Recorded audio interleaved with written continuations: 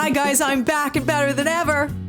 We're done. 3 weeks of working on a film, and here we are. I am here to talk to you today about balance. Work life, side hustle life, and balancing the two. I work as a costumer in TV and film. I work as either a set supervisor or a truck supervisor, and it is a job I love. It is a job that requires long hours, late nights, hard days, working in the elements, all that jazz. And I am trying to balance that and starting up a little Etsy business and hopefully making it successful. Today's video is a reflection on how my first movie of the year went while also trying to balance an Etsy store and little tips and tricks and ideas I came up with along the way. So let's begin. I started this movie very strong. I thought, okay, let's ease into it. Let's get used to working again because I had just been off for 4 months, something like that, 3 or 4 months. And anyone who works in film knows that the hours are tremendously long and can be difficult. The drives to set can be difficult as well. It's an arduous job, but right off the bat, I made a mistake.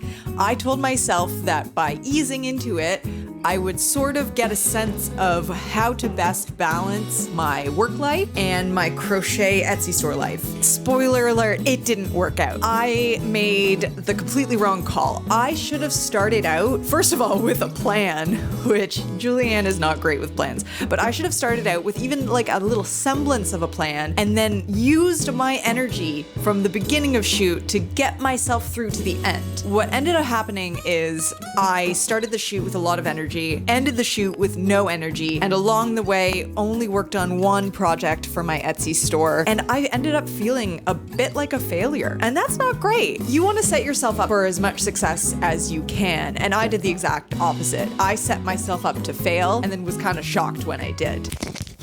So in film, you start out with a lot of energy, a lot of gas in the gas tank. And particularly on this film, we started shooting in the studio. So we weren't up against the elements, the snow, the cold, all of that stuff. We were filming in a comfortable workspace that required very little effort to get the costumes on the actors, then the actors to set. I could always walk back to the truck if I forgot anything. It was just a very easy, lax scenario. I should have used that time to work on my crocheting projects, any social media that I wanted to post, any future projects that I had planned, making a supply list, trying to figure out what I needed to get myself through the next 3 weeks. I didn't do that. I used it to be like, okay, let's work out, this is the work again. I think maybe I can slip in some Etsy projects later. I was just sort of more ephemeral about it. Like I didn't make a solid plan. I just sort of thought, I'll figure this out along the way. But the thing is, when you're working on a film for 3 weeks,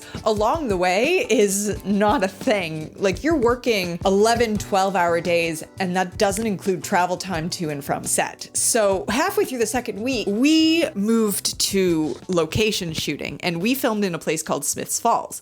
That is an hour and 10-minute drive from my house. So cumulatively, that's like 2 hour 20 of travel in my day, in addition to 11, 12-hour shoot days. It became unfeasible kind of to work on my Etsy store on the side. I was exhausted. Not to mention the first weekend back, I got sick, and I still have a little bit of that cold. So to bring this back to the idea of balance, I could have set myself up for success had I planned ahead of time what I wanted to accomplish during those 3 weeks. I knew the amount of time that was going to go into the shoot. I knew it was a 12-day shoot. They added on a reshoot day. So it was a 13-day shoot, 11 to 12-hour days. So in film, that's relatively short. We had a lucky bit of shoot.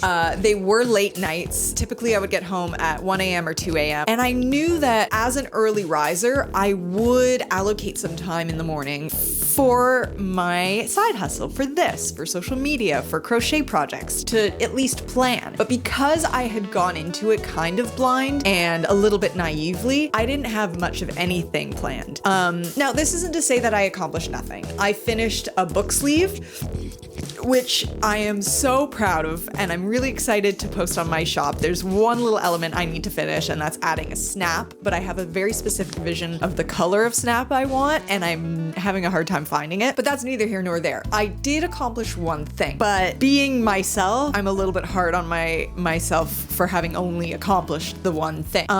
So essentially, what did I learn from this? I think for the next film, which I think starts in a month, I want to go into this with a solid plan, a solid production schedule, let's say. So for film, you have prep week. The people who are the heads of department, the people who do all of the art, all of the costumes, all of the scheduling, they have time during prep week to plan out the entire shoot. I want to use those weeks similarly. I am going to use the next 3 weeks to not only finish projects that I want to be adding to my Etsy shop, but also maybe creating a production schedule of my own. I want to take you guys along on that and see where I end up. I wanted to invest in a calendar of sort, but at the same time, I feel like I could create my own that is specifically targeting what I want to accomplish. And there are 3 elements that I want to tackle during my time off. I want to plan more crochet projects to not only put on my Etsy store, but to improve my crocheting skills. So within that heading, I have 2 subheadings: improving my crochet skills and creating products for my shop. The second element that I want to focus on is social media posts. That's a vital part of any small business, or even just like